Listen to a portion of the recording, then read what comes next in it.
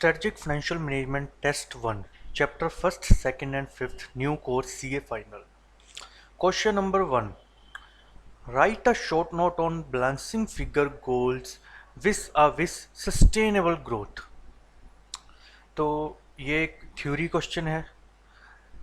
Question आपको देखने से पता चल रहा होगा कि आप इसमें अपनी लैंग्वेज भी यूज़ कर सकते हो, लेकिन लैंग्वेज सही होनी चाहिए, कंटेंट सही होना चाहिए। ये नहीं है कि आप अपनी तरफ से कुछ भी लिखे जा रहे हो। तो इसमें आंसर था the concept of sustainable growth can be helpful for planning healthy corporate growth. Journal बात लिखी हुई है सारे क्वेश्चन में। उसके बाद इन्होंने एक इलस्ट्रेशन ली हुई है। To take an illustration let us refer to fuel industry where resources are limited in quantity and a judicial use of resources is needed to cater to the need of future customer along with the need of the present customer. तो इन्होंने एक example ली हुई है, आप भी अपने question में example ले सकते हैं। उसके बाद में फिर उन्होंने एक एग्जांपल ली हुई है stable growth. This is an example of stable growth strategy adopted by oil industry as a whole under resources constraint and long run objective of survival over years. Incremental growth strategy, profit strategy and pause strategy are other variant of stable growth strategy. तो इन्होंने इस तरह से explain किया हुआ है paragraph form में। Paragraph 4 paragraph में इन्होंने जो है अपना एक्सप्लेन किया हुआ है। अब देखते हैं स्टूडेंट्स ने कहाँ पे गलतियाँ करी हैं। सबसे पहले तो मैं एक स्टूडेंट जिसका बिल्कुल ही गलत है, उसने balance she figure sustainable growth T shape में बनाया है। लेकिन वो कोई बात नहीं, आप बना सकते हो टी शेप में, लेकिन इसने कंटेंट क्या लिखा है अंदर, it is temporary, it is permanent. मतलब कोई रिलेशन ही नहीं है किसी चीज़ का। टेम्पररी और परमानेंट मतलब समझ नहीं आता कि उसके माइंड में क्या था कि बैलेंसिंग गोल को क्या लिखना था, फाइनेंशियल गोल्स को क्या लिखना था और सस्टेनेबल ग्रोथ को क्या लिखना था। It con-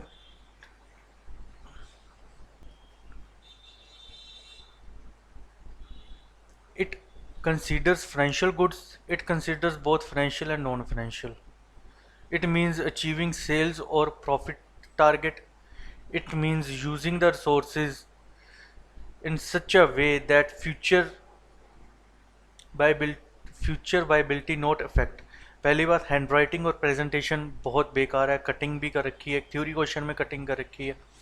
सेकेंडली कंटेंट बिल्कुल ही बेकार। अब देखते हैं कि एक बच्चे ने इसका कैसे किस तरह से आंसर किया है। लिखी उसने भी अपनी ही लैंग्वेज है, लेकिन बहुत सही तरीके से उसने एक्सप्लेन किया सारा कुछ। Sustainable growth is a beautiful to plan for the healthy corporate growth. The question is about the right distribution of sources may be affected. We only think about the current stakeholder and future stakeholders. फिर उसने example लिया उसी तरह से, ठीक है। फिर strategies are consider while sustainable growth in corporate level. तो उसने बहुत अच्छे से एक्सप्लेन किया, कटिंग नहीं है, साफ हैंड राइटिंग है, प्रेजेंटेशन बहुत अच्छी है, पैराग्राफ में लिखा है। तो अकॉर्डिंग टू मी इसको नंबर 4.5 मिलने चाहिए थे, स्टिल इसको 3 मार्क्स मिले हैं। क्योंकि हमारा क्राइटेरिया होता है कि जितने मतलब कम से कम मार्क्स देने वाला क्राइटेरिया होता है कि जितने आप कंजस्टेड मार्क्स दोगे उतना ही बच्चा परफॉर्म करेगा अपने एग्ज़ाम में।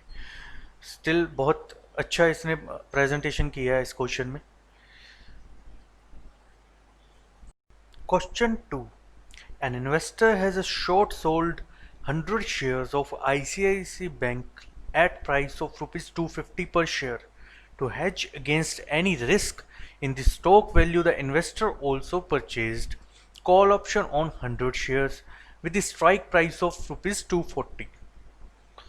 The premium is rupees 12 for each share. The delta of call option on ICICI stock is 0.70 and the standard deviation of the price of ICICI stock is 18% per annum.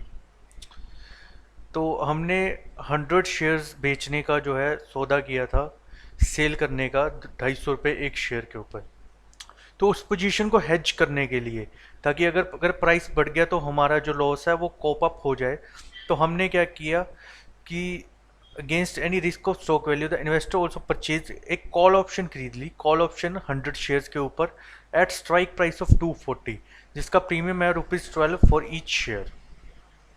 The delta of call option is 0.70 and standard deviation of price of ICICI stock is 18% per annum.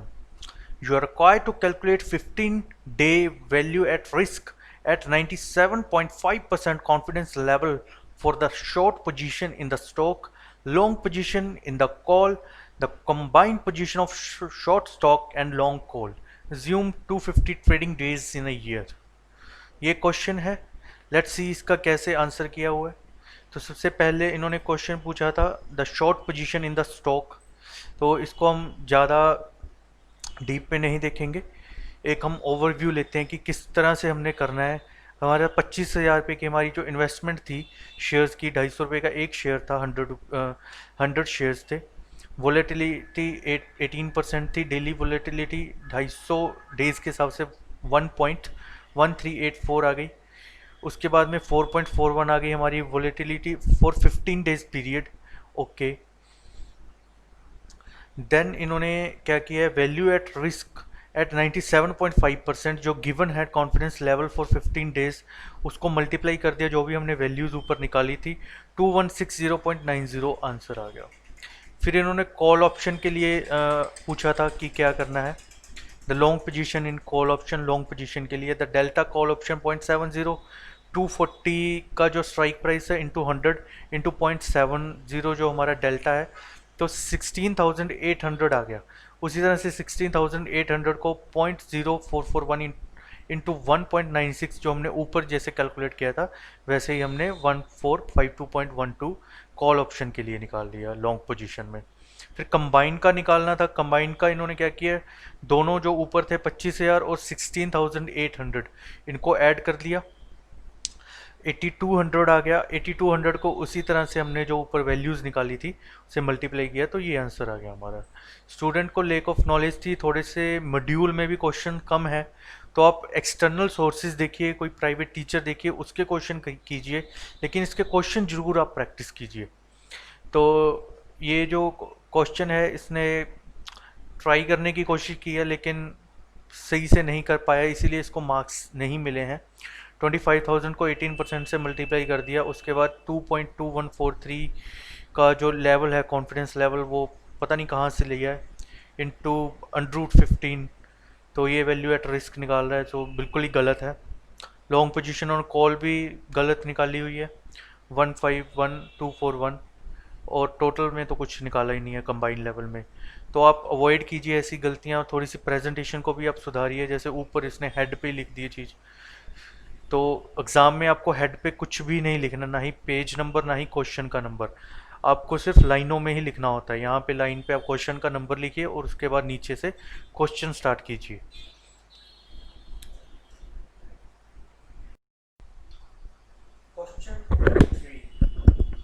An investor has decided to invest rupees 1 lakh in shares of two companies, namely ABC and XYZ.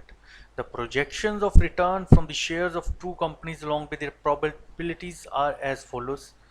ये probability दे रखी है और ABC का जो है risk and return का वो दे रखा है, रिटर्न्स दे रखे हैं सॉरी। उसके बाद में you are required to comment on the return and risk of investment in individual shares, compare the risk and return of these two shares with a portfolio of these shares in equal proportion, find out the proportion of each of above shares to formulate minimum risk portfolio। अब देखने में तो ये लग रहा है कि कुछ अलग ही चीज़ें पूछी हुई हैं, लेकिन अगर आप इसको ध्यान से समझें तो ये सिंपल स्टैंडर्ड डेविएशन और रिटर्न्स के बारे में पूछ रहा है, कोरिलेशन कोवेरियंस के बारे में पूछ रहे हैं, इन तीनों रिक्वायरमेंट्स में। तो आपको इस बात का भी ध्यान रखना है, क्वेश्चन आपको डायरेक्ट नहीं आएगा कि इसका स्टैंडर्ड डेविएशन निकाल दो, बिकॉज ये +2 का पेपर नहीं है, ठीक है, या इसका कोवेरियंस या कोरिलेशन निकाल दो, वो चीज़ें तो आप स्टैटिस्टिक्स में आप +2 में या सीपीटी में पढ़ के आए हो, ठीक है। तो अब देखते हैं कैसे इसका आंसर है। सबसे पहले प्रोबेबिलिटी लिख ली, फिर दोनों की रिटर्न्स लिख ली और प्रोबेबिलिटी से मल्टीप्लाई कर दिया। उसके बाद में ये आ गया ABC बार XYZ बार, और ABC से ABC बार माइनस कर दो, यहाँ पे बार आना चाहिए था, ये मिस प्रिंट है, तो ये हमारे पास फिगर्स निकल के आ गई, उसका हमने स्क्वायर कर दिया और उसको प्रोबेबिलिटी से मल्टीप्लाई कर दिया। उसी तरह XYZ का भी कर दिया और फिर उसको प्रोबेबिलिटी से मल्टीप्लाई कर दिया। देन हमारे पास वेरिएंसेस आ गए निकल के दोनों स्टॉक के, एक्स वाई जेड के भी और ए बी सी के भी वेरिएंस आ गए, उनका अनरूट कर दिया तो स्टैंड डेविएशन आ गई दोनों की। तो हमारी फर्स्ट रिक्वायरमेंट पूरी हो गई। स्टैंड डेविएशन और वेरिएंस निकालने के लिए इन्होंने क्या बोला है, comment on return and risk of investment in individual shares. उसके बाद हमने निकालना है कोवेरियंस। कोवेरियंस को इन्होंने किस लैंग्वेज में लिखा है, compare the risk and return of these two shares with a portfolio of these shares in equal proportions. Equal proportion मतलब 50-50% अगर दोनों का लेते हैं तो दोनों के ऊपर क्या रिस्क और क्या रिटर्न बनती है हमारी। तो कोवेरियंस के बारे में पूछ रहा है। अगर हम रिस्क की बात करें, रिटर्न तो नॉर्मली निकल आएगी दोनों की रिटर्न का हाफ ऑफ करके। लेट्स सी, तो ये उसी तरह से प्रोबेबिलिटी लिख ली, A B C minus A B C bar X Y Z minus X Y Z bar. Okay, तो 2 × 3 इन दोनों का मल्टीप्लाई कर दिया, फिर इसको प्रोबेबिलिटी से मल्टीप्लाई कर दिया। तो ये इसको हम अपने फॉर्मूले में, सबसे पहले अपने यहाँ पे फॉर्मूला नहीं लिखा, आपने फॉर्मूला जरूर लिखना है और उस फॉर्मूले के अकॉर्डिंग आपने वर्क करना है। तो 0.5 का स्क्वायर जो हाफ ऑफ उन्होंने बोला था कि इक्वल प्रोपोर्शन में करना है, तो 0.5 आ गया। उसको हमने वेरिएंस से मल्टीप्लाई किया एक्स वाई जेड के, सॉरी ए बी सी के, फिर 0.5 का स्क्वायर वेरिएंस से मल्टीप्लाई किया एक्स वाई जेड के, इंटू 2 इंटू ये वैल्यू इंटू जो हमारे प्रोपोर्शंस हैं।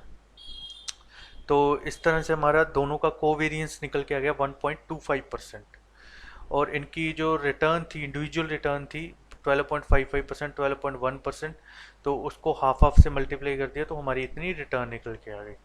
Hence the return is 12.325% with risk of 1.25% for the portfolio. Thus the portfolio results in reduction of risk by the combination of two shares. अब correlation निकालना है। Correlation का ये formula दिया हुआ है, ऊपर हमने फिगर्स निकाल ही रखी हैं, उनको पुट आउट कर दीजिए, आपके पास कोरिलेशन निकल के आ जाएगा। बस लैंग्वेज का आपको ध्यान रखना, find out the proportion of each with above shares to formulate minimum risk portfolio. Okay, अब देखते हैं स्टूडेंट ने कैसे किया। स्टूडेंट ने थोड़ा सही भी किया है, थोड़ा गलत भी किया है। सबसे पहले तो हम बात करेंगे उसकी प्रेजेंटेशन की। प्रेजेंटेशन सही नहीं है, हैंड राइटिंग गंदी है। प्रेजेंटेशन थोड़ी सी फार बेटर हो सकती थी इससे, लेकिन प्रेजेंटेशन सही नहीं करी है उन्होंने। इसने वैसे ही प्रोबेबिलिटी निकाला है, A B C X Y Z एक बॉक्स में बना के किया है, ये सही की है, ठीक है। उसके बाद इसने सारी चीज़ें सही की हैं। ये एंड में ना, ये जब वेरिएंस का अमाउंट लिख रहा था 16.7.747, पता नहीं नीचे सही लिखा है, यहाँ पे गलत कर दिया। तो यही है कि आप अच्छे से इसको प्रेजेंट करें। ये डी का स्क्वायर, ए का स्क्वायर, पी, मतलब एक्सप्लेनेशन करो, जो जो भी आप एब्रीवेशंस ले रहे हो उसको एक्सप्लेन करो अच्छे से कि क्या है। और उसके बाद में ये इसने सही किया। फिर स्टैंडर्ड डेविएशन निकाल ली उसका अंडररूट करके, तो पहली रिक्वायरमेंट कंप्लीट कर दी। उसके बाद में सेकंड में चलते हैं। अब समरी पता नहीं क्या लिख रहा है, क्वेश्चन हल हो गया है, उसके बाद में कोई समरी बाकी रह गई थी, टाइम की वेस्टेज है। सेकंड पॉइंट पे आते हैं, तो ये भी इसने ऑलमोस्ट सही किया था, यहाँ कैलकुलेशन भी सही लिख रहा है, लेकिन लास्ट में आंसर में आके पता नहीं क्या कैलकुलेटर पे इसने कैलकुलेशन गलत कर दी। इसीलिए आप दो बारी कोई भी बड़ी कैलकुलेशन हो उसको दो बारी वेरीफाई कीजिए एग्ज़ाम में जाके। ऐसा नहीं है, क्योंकि इसका सारा सम यहाँ तक सही आ रहा है और ये भी चीज़ें सही लिख रहा है सब, लेकिन एंड में जाके पता नहीं क्या हो गया इसको, इसने ये कैलकुलेशन गलत लिखी है, हमारे आंसर से ये मैच नहीं कर रही। उसके बाद में ये स्टैंड डेविएशन ऑफ पोर्टफोलियो, ऊपर क्या निकाला था, अब ये क्या निकाला है पता नहीं है। फिर कोरिलेशन निकाला है, कोरिलेशन भी इसने ऑलमोस्ट सही निकाला है, लेकिन पता नहीं लग रहा कि कैसे किया है। प्रेजेंटेशन बहुत ज़्यादा वीक है, प्रेजेंटेशन इम्प्रूव करने की ज़रूरत है आपको। एक एक पहले तो लाइन के ऊपर लिखना है, ये लाइन के अब लिख रहे हैं या लाइन के नीचे लिख रहा है, तो प्रॉपर इसको प्रेजेंट करने की आपको ट्राई करनी है। Question 4. ABC Limited manufacture car AC and window AC and split AC constituting 60%, 25% and 15% of total market value. The standalone stand deviation and coefficient of correlation with market return of car AC and window AC is as follows. Car AC standard deviation 0.30, window AC standard deviation 0.35, coefficient of correlation 0.6, 0.7. No data for standalone standard deviation coefficient of correlation of split AC is not available. However, a company who derives its half of value of split AC and half from the window AC has standard deviation 0.50 and correlation 0.85. Index has a return of 10% and has standard deviation of 0.20. Further, risk-free rate of return is 4%. You are required to determine the beta of ABC Limited, cost of equity of ABC Limited. Assuming that ABC Limited wants to raise debt of an amount equal to half of its market value, then determine equity beta if yield of debt is 5%. Question is very much easy. पूरा question formula based है। अगर आपको formula आता है, technique आता है basically, तो आप क्वेश्चन इजीली कर पाएंगे। तो लेट्स सी कैसे किया है। सबसे पहले determination of beta of car AC and window AC. Window AC और कार एसी का हमने बीटा निकाल दिया। ये फॉर्मूला है, उस फॉर्मूले के अंदर हमने अपनी फिगर्स पुट आउट करनी है, तो हमें बीटा मिल जाएंगे। और उसके बाद में beta of split AC and window AC is 0.85 into 50, 0.50 upon 0.2. The beta of split alone 2.125 is equal to 0.50 bs plus 0.50 bs. तो ये हमारा निकल के आ गया। उसके बाद ABC लिमिटेड जो हमसे रिक्वायरमेंट है, ABC लिमिटेड का बीटा जो हमने ऊपर फिगर्स निकाली हैं, उसको उसी तरह से पुट आउट करके 1.30 जो है हमारा बीटा आ गया।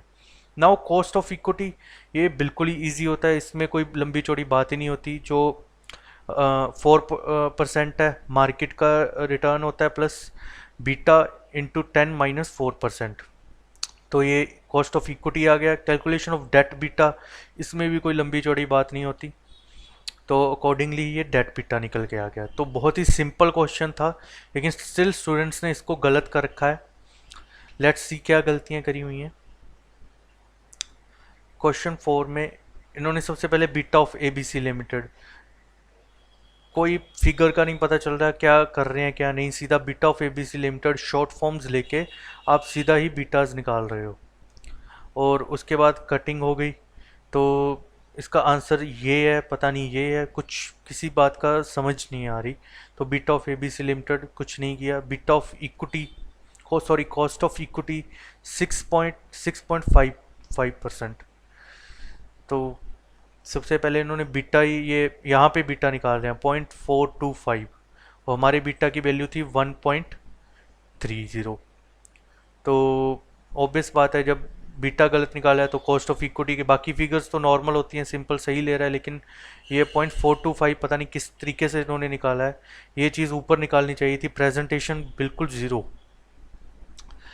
फिर उसके बाद बीटा ऑफ इक्विटी 8.1a। तो आप प्लीज़ अपनी प्रेजेंटेशन के ऊपर वर्क कीजिए।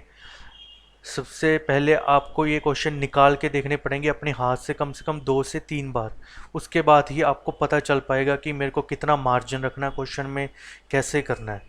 इस तरह से कहीं पे आप फॉर्मूला लिख रहे हो, कहीं पे आप क्वेश्चन सॉल्व कर रहे हो, कहीं पे आप पार्ट 1 का आंसर पार्ट 2 में लिख रहे हो, तो इस तरीके से चीज़ें नहीं चलती हैं। Question 5. Following are the details of portfolio consisting of 3 shares. A, B, C shares दे रखे हैं, उनके वेट्स, पोर्टफोलियो के वेट्स दे रखे हैं, बीटा दे रखे हैं respective, expected return in percentage दे रखा है, टोटल वेरिएंस दे रखा है। Okay, standard deviation of market portfolio return 10%। You are given the following additional data, covariance दे रखे हैं ए बी के साथ में, ए सी के साथ में, बी और सी के साथ में। आपको कैलकुलेट क्या करना है, the portfolio beta, residual variance of each of the 3 shares, portfolio variance using Sharpe's index model, portfolio variance on the basis of modern portfolio theory given by Markowitz. Let's see. सबसे पहले portfolio beta, simply जो weights दे रखे हैं उनको respective beta के साथ multiply कर दीजिए, आपको आपका पोर्टफोलियो बीटा मिल जाएगा। रेजिडुअल वेरिएंस का आपको फॉर्मूला, ये फॉर्मूलेज दे रखे हैं, ये आप याद कर लीजिए। फिगर्स हमें क्वेश्चन में गिवन है उसके अकॉर्डिंग फिगर्स पुट आउट करते जाइए, आपको आपका आंसर मिल जाएगा। सारा जो पोर्टफोलियो चैप्टर है वो टेक्निक्स एंड फॉर्मूला के ऊपर बेस्ड है। अगर आपको टेक्निक एंड फॉर्मूला दोनों चीज़ों के ऊपर आपका कमांड है तब तो आप पेपर आसानी से कर पाओगे, कम टाइम में कर पाओगे। बस सिर्फ आपको एक कैलकुलेशंस का आपको थोड़ा सा ध्यान रखना पड़ेगा कि वो ना गलत हो जाए, क्योंकि कैलकुलेशन थोड़ी अटपटी होती हैं तो हड़बड़ाहट में बंदा गलत कर जाता है। फिर portfolio variance using Sharpe's index model. Sharpe के इंडेक्स मॉडल का भी होता है कि systematic variance of portfolio plus unsystematic variance of portfolio, इन दोनों को अगर आप ऐड कर दोगे तो आपको शार्प इंडेक्स मॉडल का आपको वेरिएंस मिल जाएगा। तो ये फॉर्मूला है, इसमें भी फिगर्स पुट आउट करी हैं हमने और हमारे पास में ये 2 फिगर्स आ गई थी, तो टोटल वेरिएंस आ गया 0.018428। फिर portfolio variance on the basis of Markowitz theory, ये फॉर्मूला है, उसके बेसिस पे हमने अपना आंसर निकाल दिया। देन स्टूडेंट का देखते हैं। स्टूडेंट ने सबसे पहले फर्स्ट पोर्टफोलियो बीटा निकाला है, वो सही निकाला है, लेकिन इसने वेटेड एवरेज और सिंपल दोनों की तरीके से निकाल लिया। आपको वेटेड एवरेज से ही निकालना है वहाँ पे, ये दोनों करके नहीं दिखाने हैं। पहली बात तो आपके पास टाइम की कमी होगी वहाँ पे, तो आप उतना ही जवाब दीजिए जितना आपसे पूछा जाए, तो आपको इसी हिसाब से काम करना है। तो वेटेड एवरेज लेना था, ये ऊपर नहीं लेना था। उसके बाद इसने फोर्थ सीधा पोर्टफोलियो वेरिएंस वो मॉडर्न थ्योरी वाला किया है, फोर्थ जो मार्क विट्स वाला था, तो ये इसने फॉर्मूला लिखा है, उसके बाद फिगर्स पुट आउट करी हैं, लेकिन आंसर गलत निकाला है। ये भी ऑलमोस्ट गलत ही है, प्रेजेंटेशन वाइज बहुत वीक है। सेकंड और थर्ड का इसने आंसर ही नहीं निकाला, तो प्रैक्टिस की इसको बहुत ज़्यादा ज़रूरत है। क्वेश्चन को अगर आपको सॉल्व करना है, आपको इजी वे में और फास्टेस्ट अगर आपको क्वेश्चन को सॉल्व करना है एग्ज़ाम में, तो आपको कम से कम इस क्वेश्चन को, इस टाइप के क्वेश्चंस को कम से कम 2 से 3 बार प्रैक्टिस करना पड़ेगा। इनकी बारीकियों को जानना पड़ेगा। इनके फॉर्मूला से एक अलग कॉपी पे लिख के रख लीजिए, ताकि अगर आप कभी भूलें भी तो आप डायरेक्ट उस कॉपी से उठा के देख लें, ना कि आप उनको मगअप करें। सीधा मगअप मत कीजिए, क्वेश्चन के साथ फॉर्मूला उठाइए, क्वेश्चन की रिक्वायरमेंट देखिए, वो रिक्वायरमेंट आपकी भी रिक्वायरमेंट होनी चाहिए जब आप क्वेश्चन कर रहे हो, तभी आप क्वेश्चन को पहचान पाएंगे।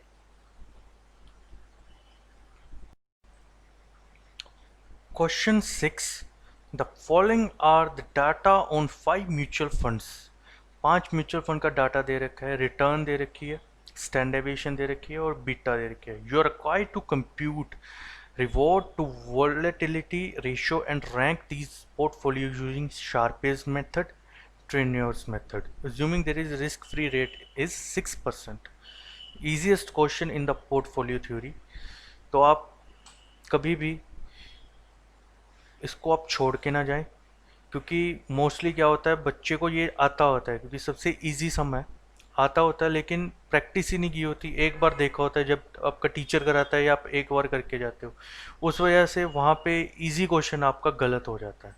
तो लेट्स सी इसको कैसे करना है। सबसे पहले तो इन्होंने फॉर्मूलाज लिख रखे हैं, उसके बाद में इन्होंने डिफ़ाइन की है कि आप जो एब्रीविएशन यूज़ करोगे ना उसको सबसे पहले डिफ़ाइन करोगे, ये प्रेजेंटेशन का पार्ट है। फॉर्मूला, फिर एब्रीविएशंस, उसके बाद में टेबल्स। सबसे पहले शार्पेज के हिसाब से हमने अपना रैंकिंग देखनी है, ये गिवन है, ये भी गिवन है, R P minus R F आप निकाल लोगे। उसके बाद ये भी गिवन है, और रिवॉर्ड टू वेरिएबिलिटी 9/7, 12/10, इसको इससे डिवाइड करना है, उसके हिसाब से इसको रैंकिंग दे देनी है। जो सबसे ज़्यादा है उसको सबसे ज़्यादा रैंकिंग दोगे, उससे कम है फिर उसके वाले को दूसरी, फिर तीसरी, उस तरह चौथी, फिर पाँचवीं। उसी तरह से ट्रेन्योर्स का क्या मेथड है, ये गिवन है, ये भी गिवन है, तो ये आ गया R P minus R F, और बीटा ये गिवन है तो इसको बीटा से डिवाइड करना है आपको, तो ये आ जाएगा, उसके हिसाब से आपको रैंकिंग देनी है। तो बिल्कुल इस सिंपलेस्ट वे में आप इस क्वेश्चन को कर सकते हो और फुल बटा फुल आपको मार्क्स मिलेंगे। लेकिन स्टूडेंट स्टिल इसमें गलतियाँ कर रहा है, उसने शार्पेज मॉडल लगता है पढ़ा ही नहीं है। सबसे पहले तो उसने स्टार्टिंग में ही कटिंग कर दी, तो सबसे पहला ही जो आपका एग्जामिनर का जो व्यू आपको लेके वो नेगेटिव चला जाएगा, कि उसको सबसे पहले आदमी वही क्वेश्चन उठाता है, जैसे यहाँ से स्टार्ट कर रहा है ये बच्चा, तो आपको उठाना ही वो क्वेश्चन चाहिए जिसके लिए आप बहुत श्योर हो। सबसे पहले ही आप वो क्वेश्चन उठा रहे हो जिसके लिए आप श्योर नहीं हो, वो गलत होगा तो आपकी क्या प्रेजेंटेशन जाएगी एग्जामिनर के सामने। रिटर्न लिख ली, स्टैंडर्ड डेविएशन लिख ली, बीटा लिख लिया। ये शार्पेज के लिए, शार्पेज में तो बीटा काम ही नहीं आता। शार्पेज में इन्होंने स्टैंडर्ड डेविएशन से काम किया हुआ है, उसके बाद उसको वैसे ही छोड़ दिया। फिर ये फॉर्मूला सा लिखा है कुछ, बिल्कुल गलत क्वेश्चन का रखा है। प्रेजेंटेशन ज़ीरो, क्वेश्चन गलत और कॉन्सेप्चुअल नॉलेज भी ज़ीरो। तो आपको इस तरह से क्वेश्चन नहीं सॉल्व करना है, आपको प्रॉपर प्रेजेंटेशन देनी है। आपको वीडियो देखने के लिए थैंक यू। अगर स्टिल आपको कोई भी, आपको किसी भी क्वेश्चन में प्रॉब्लम है तो आप कमेंट बॉक्स में कमेंट कर सकते हैं, या फिर आप हमारे डाउट सेक्शन में जाके डाउट रेज कर सकते हैं। Thank you for the watching.